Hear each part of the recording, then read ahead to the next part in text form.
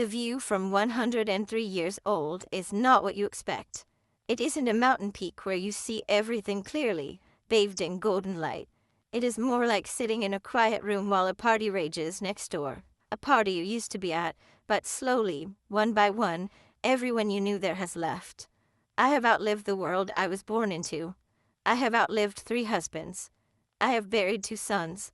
I have watched the maps on the classroom walls change colors and names 4 times over. But my age is just a number. It's a curiosity to you. What matters is the terrifying clarity that comes when you have no future left, only a past. I am writing this because there is a lie that is slowly killing you. It is a comfortable lie. It is the lie whispered by your alarm clock, by your calendar, and by the beat of your own heart. The lie is, I have time. I learned the truth about this lie not when I was old and gray, but when I was 33, on a crisp Friday in October of 1955. That morning was aggressively ordinary. The coffee was slightly burnt. My husband, Robert, was running late for the steel mill. He was looking for his keys. I was scrubbing a stubborn stain on the counter. He kissed the back of my neck a quick, distracted peck, and said he'd see me at 6. He didn't see me at 6. He didn't see me ever again. A beam snapped at the mill. They told me it was instant. They told me he felt no pain. They tell you these things to preserve your sanity, but the physics of death don't matter. What matters is the silence that follows. That silence is deafening. It screams at you. It screams all the things you swallowed, all the I love yous you held back because you were too tired, all the apologies you didn't make because of pride. When the door closes for the last time, it takes your unsaid words and locks them in a vault you can never open. That night, alone in a house that suddenly felt like a museum of a lost civilization, I swore a blood oath to myself. I vowed I would never sleepwalk through life again. I would be present. I would be fierce with my love. I would savor the texture of every hour. And here is the punchline, the dark cosmic joke. I failed. I failed almost immediately. The shock wore off. The grease settled into a dull ache, and then into a routine. I remarried. I got promoted. I had bills to pay and dinners to cook. The urgency faded. The autopilot re-engaged. This is the tragedy I need you to understand. The danger isn't that you won't learn the lesson of mortality. The danger is that you will learn it, and then you will forget it. You will be lulled back to sleep by the rhythm of the mundane. I spent 42 years with my second husband, Charles. He was a good man, a gentle soul. But if you ask me what haunts me now, it isn't the big arguments or the financial struggles. It is the Tuesday evenings. It is the thousands of Tuesday evenings I spent folding laundry while he watched television in the other room. It is the hundreds of times he asked, Dorothy, come sit with me, and I replied, in a minute, I just need to finish this. There was no minute. The laundry didn't matter. The clean house didn't matter. What mattered was the warmth of his hand, which is now cold ash. I treated his presence as a renewable resource. I treated him as furniture in the scenery of my life, assuming he would always be there. And then he wasn't. We treat the people we love like the scenery. We assume the plot of our lives is about us, our career, our stress, our ambitions, and everyone else is just a supporting character waiting in the wings. But they are not waiting. They are dying. Slowly, invisibly, everyone you know is slipping away. My son William died of cancer at 45. I was 65. There is no word in the English language for the sound a mother makes when she outlives her child. It is a sound that cracks the foundation of the soul. In those sterile hospital days, holding his hand as he withered, he looked at me with eyes that were suddenly too big for his face and said, Mom, I wish I hadn't worked so much. I wish I'd called more. I wanted to shatter the windows. I wanted to scream that he shouldn't be apologizing to me. I should be begging his forgiveness for teaching him that busy was a virtue. But I just squeezed his hand and lied. I said, we did the best we could. We didn't. We never do. My third husband, Frank, lived to be 98. We had the luxury of a long twilight together. And even then, even after burying Robert, after burying William, after knowing better than anyone how fragile this all is, I still caught myself checking the clock while he told his stories. I still caught myself thinking, I've heard this before, let's get on with it. That is the insidiousness of the human condition. We are hardwired to take the miracle for granted. You are young. I know what you are thinking. You are thinking this is a sad story about an old woman.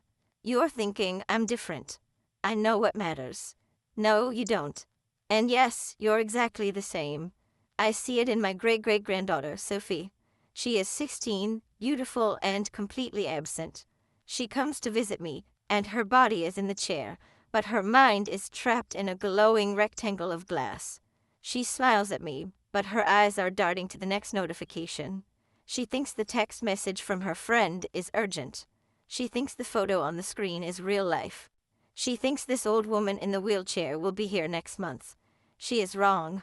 And one day, 50 years from now, she will look back at this afternoon and she will hate herself for scrolling through feeds of strangers instead of asking me what it was like to dance in 1940. She will realize she traded a diamond for a handful of gravel. I want to grab you by the shoulders and shake you until your teeth rattle. Later never comes. Later is the place where dreams go to die. You think you will write the book when you retire? Your mind will be tired then. You think you will travel when you have more money? Your knees will give out before your bank account fills up. You think you will repair the relationship with your brother when work calms down? Work never calms down, but your brother's heart might stop. You are trading your life, hour by hour, for things that will turn to dust. You are worried about your career trajectory. In 5 years, nobody will remember the project that is keeping you awake tonight. You are holding a grudge. The person you are angry at will eventually be a name on a stone. Will the anger keep you warm then? The only currency you truly own is your attention. And you are spending it like a drunken sailor on things that hate you. I am not telling you to be reckless. I am not saying you should quit your job and live on a beach. I am saying something much harder. I am saying you must wake up within the life you already have. When you drink your coffee tomorrow, don't scroll the news. Taste the coffee. Feel the heat of the ceramic mug. This is a sensory experience that will not last forever. When your mother calls, don't multitask. Close your eyes and listen to the timbre of her voice. Memorize it, because I promise you, a day is coming when you would give your right arm just to hear her say your name one more time on a voicemail. I am 103 years old. I have lived 37,595 days. And I can count on my fingers the number of days I was truly, completely there. That is my regret. Not the trips I didn't take, not the money I didn't make. My regret is that I was a ghost in my own history. I was always planning for a tomorrow that turned out to be a thief. There is a practice you must adopt.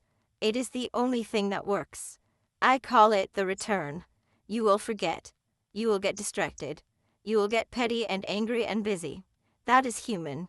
But the moment you realize you have drifted, stop. Return. Return to the room you are in. Return to the face of the person across from you. Return to the breath in your lungs. Do not wait for the tragedy to wake you up. The tragedy is a harsh teacher, and by the time it arrives, the lesson is often useless. Your grandmother, is she still alive? Call her. Now. Not after you finish your work. Now. Because right now, she is sitting in a quiet room, looking at a silent phone, telling herself that you are busy and that it's okay. It breaks her heart, but she forgives you.